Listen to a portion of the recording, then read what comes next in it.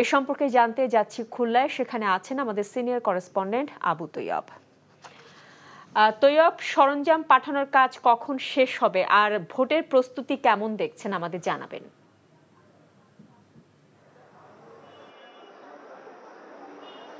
জি শাওন, একটু আগে আপনি খবরে যেমনটি বলছিলেন যে আসলে ভোটের প্রস্তুতি কিন্তু মানে পূর্ণদমে চলছে। আমি এখন রয়েছি ফুলতলা উপজেলা কমপ্লেক্সে। আপনি দেখছেন আমার আশেপাশে সমস্ত পুলিশ, আনসার, তারপরে প্রিজাইডিং অফিসার, পোলিং অফিসার রয়েছেন। তারা সবাই এখানে আসেন ওই ব্যালট বাক্স নিয়ে যাওয়ার জন্য। এখানকার টিএনও সাহেব এবং জেলা নির্বাচনী অফিসার থেকে লোক আসছেন। তারা একটু পরের থেকে হয়তো এগুলো দেওয়া শুরু করবেন। আর এছাড়া খুলনা ফুলতলা উপজেলা ছাড়াও ওই এরখাদা উপজেলা এবং এগুলিয়া উপজেলা, মোট 3টি উপজেলায় ভোট হচ্ছে।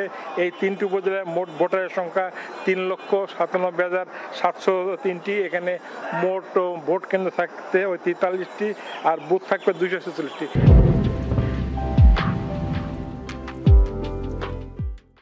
আমি একটু ফুলতলার কথা বলে রাখি। ফুলতলায় চেয়ারম্যান প্রার্থী আছেন ওই খাতা কলমে 4 জন, কিন্তু মাঠে প্রতিদ্বন্দ্বিতা করছে 3 জন। একজন হলো সাবেক যিনি চেয়ারম্যান, যিনি সংসদ নির্বাচনের আগে ওই পদত্যাগ করেছিলেন, যে এমপি ক্যান্ডিডেট এমপি ইলেকশন করেছিলেন, শেখ আকরাম হোসেন। আর একজন হয়েছেন ওই স্বেচ্ছাসেবক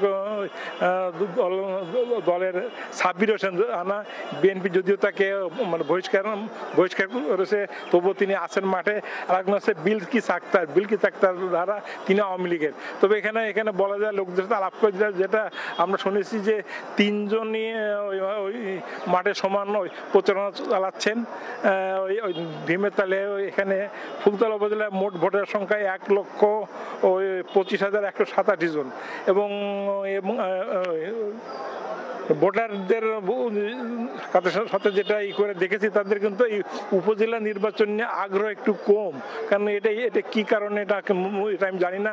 তবে এখানকার যে মানে প্রধান প্রতিনিধি শেখ আকরাম হোসেন, উনি আমাকে বলেছেন যে 60 থেকে 65% ভোট কাস্ট হবে বলে তিনি আশা করছেন।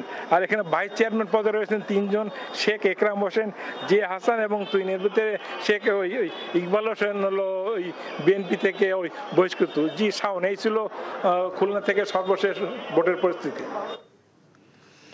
জানছিলাম নির্বাচনী প্রস্তুতির খবর।